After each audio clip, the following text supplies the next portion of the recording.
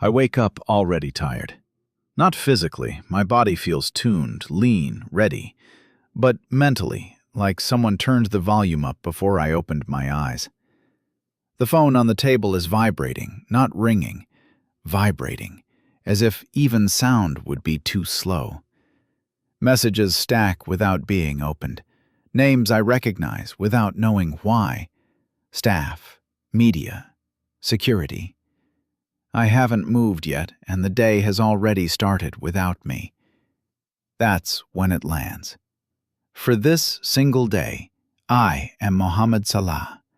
Not an idea of him, not a highlight reel. The actual weight of that name. The winger who grew up at El Mukaloon, running straight at defenders, touching the ball as little as possible because speed was always the advantage. The one who left Egypt early because the league stopped breathing after Port Said. Not by choice, by circumstance. The one who learned acceleration in Basel, patience in Chelsea, clarity in Italy, and repetition, endless repetition, at Liverpool. I sit up, and the room adjusts.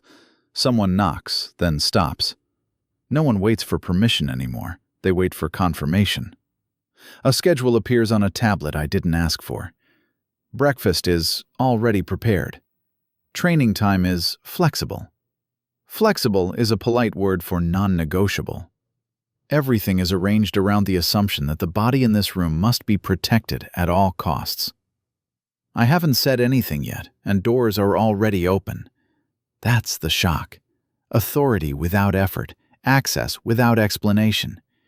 People soften their voices, not because I look intimidating, but because the name does the work for me. Mohamed Salah doesn't line up. Mohamed Salah is expected. Rules don't disappear, they step aside. Inside, nothing matches. Yesterday, I was someone else. Someone whose words landed or didn't. Someone whose mistakes were small. Now, silence itself feels like a decision. Every delay is interpreted. Every movement is logged. This power wasn't trained for. It arrived without warm-up, without reps, without the slow conditioning that makes pressure survivable. I look at my legs.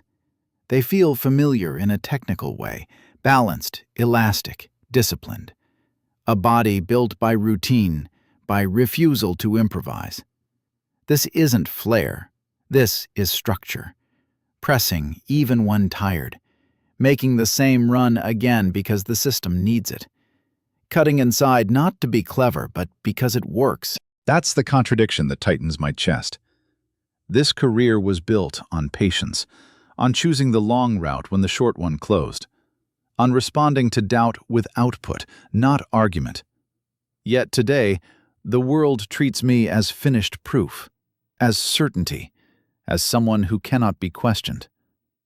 I haven't earned this morning, and still, everyone behaves as if I have. I notice how calm is projected onto me, how discipline is assumed, how even restraint becomes a signal others read as control. Faith, routine, simplicity, things that were once private stabilizers, are now part of the public machinery that keeps this figure intact. I understand suddenly why efficiency matters so much. There's no space here for confusion, only execution. And I am very aware that the person inside this body is still catching up to the name written on the door. I decide early that I won't perform today, not in the usual sense. No slogans, no perfectly sanded answers about focus or next match. I already know how that version of me is supposed to move through the day, controlled, efficient, harmless. That version exists to keep things smooth. I'm borrowing the name for a few hours, and smooth feels dishonest. The first choice is small. I cancel a media slot that was confirmed weeks ago. Not angrily, just a message. I'm not doing it today. The reaction is instant. Phones light up. Someone asks if I'm unwell. Someone else suggests moving it by 10 minutes, as if timing is the issue. When I don't explain, The silence becomes suspicious. Headlines start drafting themselves without words from me. At the training ground, I do something more uncomfortable. I talk. Not to cameras, to staff, to players, directly, about details people usually pretend not to notice. I point out how often wide players are asked to create width and goals at the same time, how the workload is praised as sacrifice, but managed like it's endless. I talk about repetition, how my game looks simple because it's designed to survive pressure, not impress it. No metaphors, just mechanics. It feels normal in the room. Outside it, someone leaks a sentence, stripped of context, and suddenly I'm questioning tactical balance. I skip the usual recovery routine window and walk out the front instead of the side. No announcement, no gesture. I just want to buy something ordinary. Coffee, bread. The problem is that nothing stays ordinary. A phone comes up, then another. Someone whispers my name like it's a password. By the time I pay, a blurry photo is already circulating with captions about mood, message, body language. I didn't do anything. That's the point. Being neutral is read as deliberate. Later, I answer a question I'm not supposed to answer. A journalist asks about pressure, scoring, carrying expectations for club and country. The safe response is discipline, faith, teamwork. I've heard it 100 times because I've said it 100 times. Today I say something closer to the truth, that pressure doesn't disappear with routine, it just becomes quieter. That consistency is praised but rarely protected. That being reliable makes people comfortable demanding more without asking how much is left. It's not dramatic. It's measured. It's honest. Within an hour, it's framed as frustration, as warning, as leverage. Pundits argue about timing. Institutions issue soft statements about ongoing dialogue. Nothing I said is debated on its own terms. The content matters less than the mouth it came from. In the afternoon, I do the most forbidden thing for someone with this profile. I help without documenting it. No visit, no foundation logo, no press release. I arrange equipment quietly for a youth setup that reminds me too much of where I started. Basic pitches, limited space, players built on speed and necessity. I don't go there. I don't want the gratitude to attach to a face. Somehow it leaks anyway. By evening, there are questions about motives, about optics, about whether this is positioning. Everything bends back to narrative.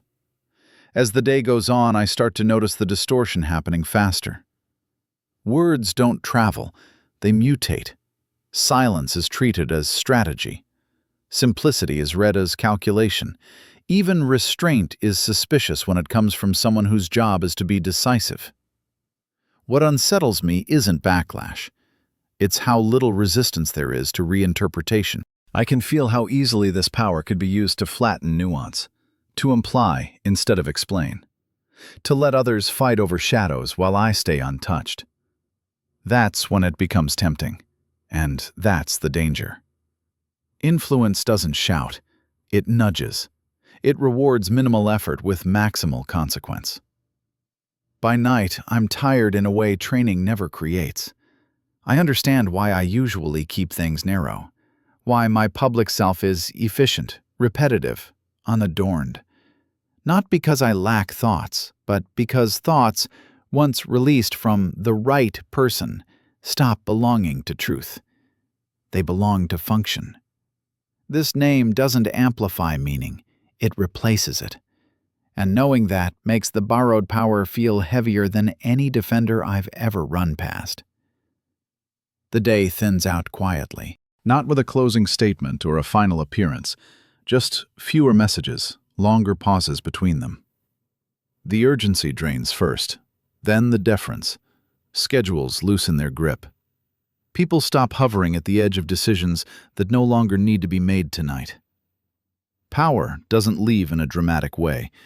It leaks. I notice it because I'm watching for it. This body is still tuned, disciplined, preserved, maintained by habit and restraint, but the perimeter around it begins to relax. Security shifts from presence to possibility. Assistants switch from certainty to tomorrow.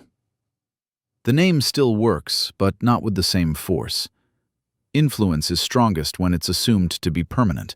Once it's known to be temporary, it becomes polite. That's the cost I finally understand. This kind of fame doesn't feel like dominance. It feels like constant calibration. Every word weighed, every silence interpreted. Every simple choice, what to eat, where to walk, when to speak, managed not for pleasure but for stability. Efficiency stops being a football principle and becomes a survival one. I think about how much of this life is designed to avoid volatility, the routines, the refusal to improvise, the repetition of the same movements, the same public posture, season after season. It isn't boring. It's protective. When scrutiny never turns off, predictability becomes armor. The strange part is realizing how early the influence fades, before the identity does. I'm still Mohamed Salah in the eyes of the world tonight, but I can already feel the attention loosening its grip. If I said something now, it would travel slower. If I delayed, fewer people would panic. The system senses the end of relevance before the person inside does. Tomorrow the rules will harden again, but not for me. For whoever I was before this day started. Access will close. Names will stop unlocking rooms. Silence will go back to being just silence, not strategy. There's relief in that. Borrowing this power was easy. Too easy. It required no proof, no earning, no repetition, just inheritance by name. Living inside it permanently would be the hard part. The endless self-control. The obligation to be stable for everyone else. The pressure to remain useful without ever appearing strained. I understand now why simplicity matters so much here. Why humility isn't branding, but containment. Why doing the same thing well, again and again, is safer than doing something new once. Fame doesn't remove problems. It replaces them with visibility, interpretation, and the expectation of composure at all times. As the night settles, I feel the influence slipping fully out of my hands. What stays is awareness, a slight disillusionment, a clearer picture of how conditional this authority always was, how unevenly it's applied, how quickly it expires, how little of it belongs to the person carrying it. Tomorrow, I'll wake up ordinary again, and I'll know exactly how fragile and borrowed power really is. Disclaimer. This video is a fictional, satirical thought experiment. The narration does not represent the real thoughts, actions, beliefs, intentions, or private life of Mohamed Salah. Any events, decisions, or reactions shown are imagined and used solely as a narrative device. The purpose of this video is to explore themes of fame, power, influence, and public perception as social commentary. It is not intended to be a factual account, biography, or personal portrayal of any real individual. All interpretations are conceptual and symbolic and should be understood as such.